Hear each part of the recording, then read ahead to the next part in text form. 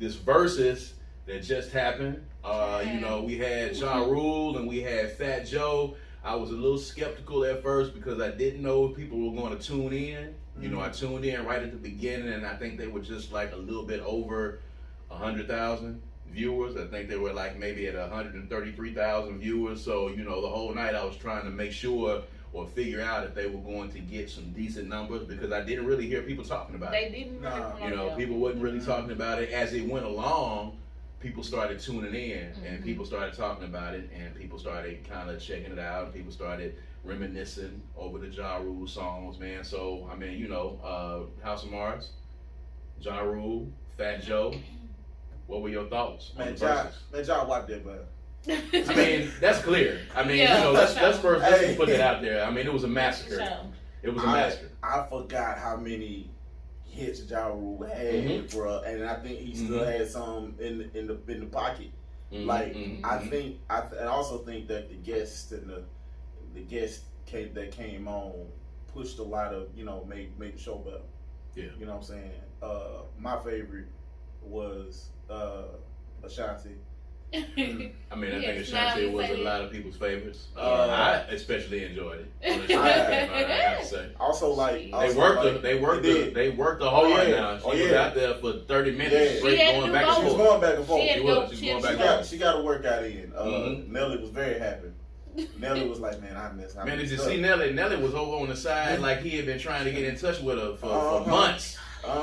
And she had been dodging his calls, and he finally, you know, when your calls get dodged, and you finally see that person in public, you trying to get over there to him, so you can tell them, you know, I've been calling you. Of course they know that you've been calling them, because they've been ignoring them. The man walked through their performance. There was a live performance going on, and he walked across the stage. Yeah, he did. He moved Fat Joe out the way, like, let me get by you real quick. Real quick. That was me. I texted you. You know, you got my number still? You got my number? He came out like, where my hug at? He did. Not, you know, she had a little pat, so. Not the famous where my hug at. Not that one. So not that one. Not that one. Patented by creeps all over America. Where my hug at. Yep. Cowboys fans galore. There it is. It brought me to a memory I talk about off the air. Okay. So Kayla Renee versus JaRule, Fat Joe. What were your thoughts?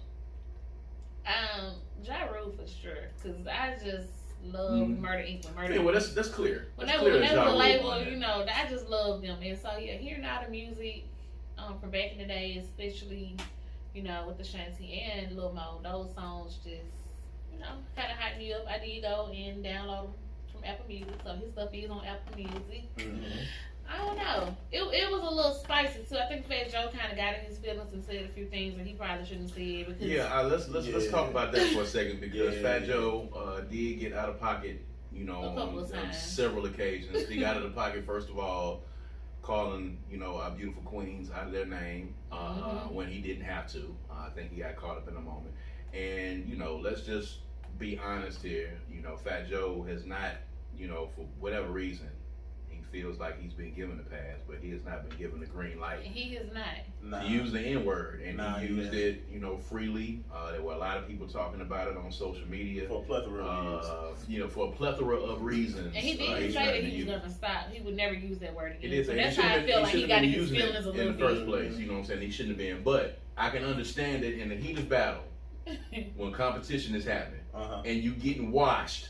Like Let's talk about it. He really was. He was getting washed. So when you're getting washed, and you know, of course, I know that there were adult beverages on the side and backstage. And you getting washed, and you on national TV, and you on, you know, a national forum, you on Triller, and you on Instagram, you on Verzuz.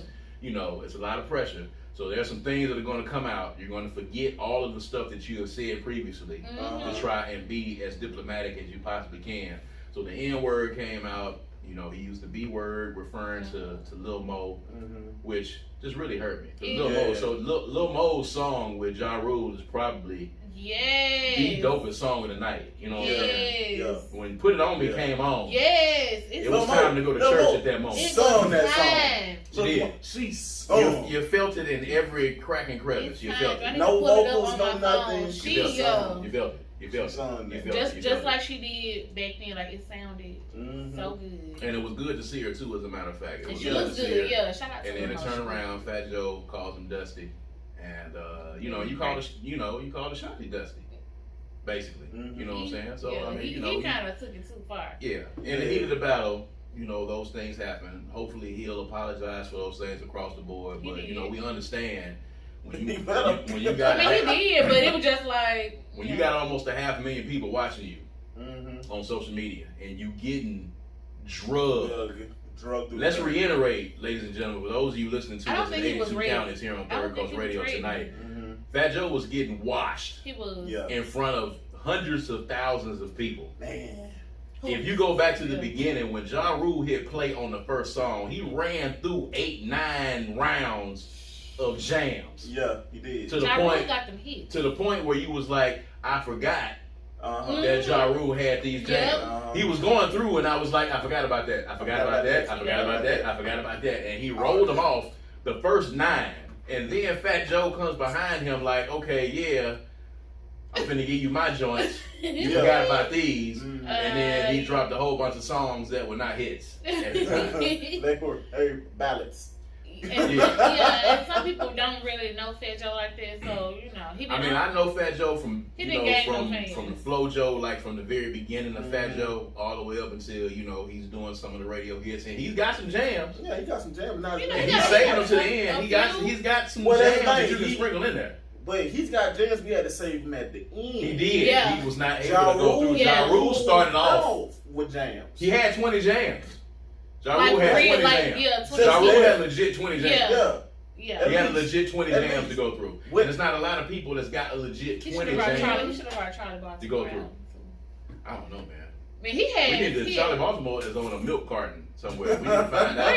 Where is Charlie? Where is Charlie Baltimore? Where is he?